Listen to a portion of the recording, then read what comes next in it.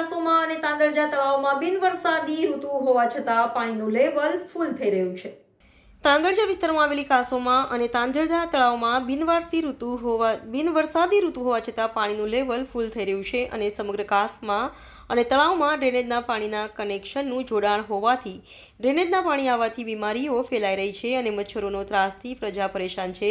તેમજ વર્ષોથી તાંદળજા ગામના તળાવનું બ્યુટિફિકેશન કરવામાં નથી આવ્યું, જેથી આજરોજ વિરોધ પ્રદર્શન કરી માંગ કરવામાં આવશે। Reporter Rahul Rajput, YNN news, Vadodara.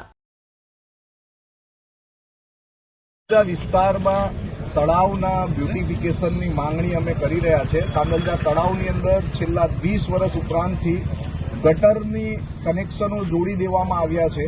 આ ગટરના કનેક્શનોના કારણે આખું તળાવ ગટર ગંગા બની ગયું છે અને ગંદકીનું સામ્રાજ્ય આખા વિસ્તારમાં ફેલાયું છે, મચ્છરોનો ઉપદ્રવ આખા વિસ્તારમાં ફેલાયો છે અને એ બાબતે વારંવાર બ્યુટિફિકેશનની રજૂઆત કરવામાં આવે છે। ગટરોના કનેક્શનો જે કરવામાં આવ્યા છે એ બંધ કરવામાં આવે એની રજૂઆત કરવામાં આવે છે, પણ કોર્પોરેશન દ્વારા આ રજૂઆતો સાંભળવામાં આવતી નથી। વારંવાર આ વિસ્તારની રજૂઆતો કરવા છતાં બ્યુટિફિકેશન કરવામાં આવતું નથી। આજે જેના કારણે ગંદકીનું સામ્રાજ્ય ઊભું થયું છે। તમે જોઈ શકો છો કે અત્યારે ચોમાસું નથી છતાં આ જે તળાવનું એ છે વરસાદી કાંસ છે, આખી ફૂલ છે। હવે આ ફૂલ કાંસ છે, ચોમાસું આવે છે ત્યારે આ વરસાદના પાણી રોડ ઉપર આવે છે, એટલે આ વરસાદના પાણી નથી, વરસાદના અને ગટરના ભેગા પાણી રોડ ઉપર આવે છે। આખા વિસ્તારને રોગચાળાનો ભોગ બનવો પડે છે વારંવાર।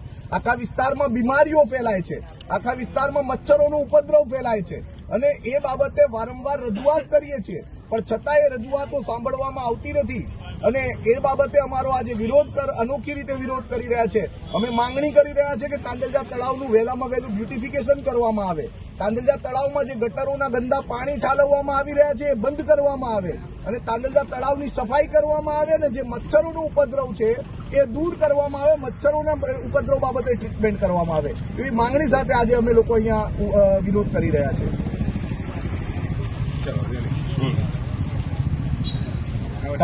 તાંદળજા વિસ્તારમાં આવેલા તાંદળજા ગામના તળાવનું વર્ષોથી બ્યુટિફિકેશન કરવામાં આવ્યું નથી, જેની રજૂઆત મૌખિક, લેખિત અવારનવાર વડોદરા મ્યુનિસિપલ કોર્પોરેશનના અધિકારીઓ અને નેતાઓને કરવામાં આવી છે।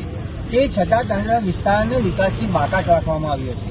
સૌથી મોટી વાત તો એ કહેવામાં આવે કે તાંદળજા વિસ્તારની જે વરસાદી કાંસો છે ને તળાવ છે ત્યાં બિન વરસાદી ઋતુ હોવા છતાં પાણી આવી રહ્યા છે ને તે પાણી ડ્રેનેજના પાણી આવી રહ્યા છે।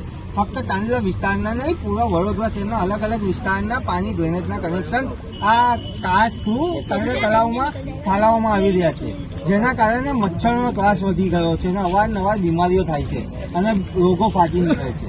તો મારી માંગણી એ જ છે કે વહેલામાં વહેલી તકે તાંદળજા વિસ્તારનું બ્યુટિફિકેશન કરવામાં આવે તળાવનું અને જે પણ અમારી માંગણીઓ છે તેનું નિરાકરણ લાવવામાં આવે।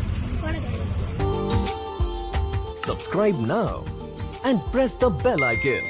Never miss an update.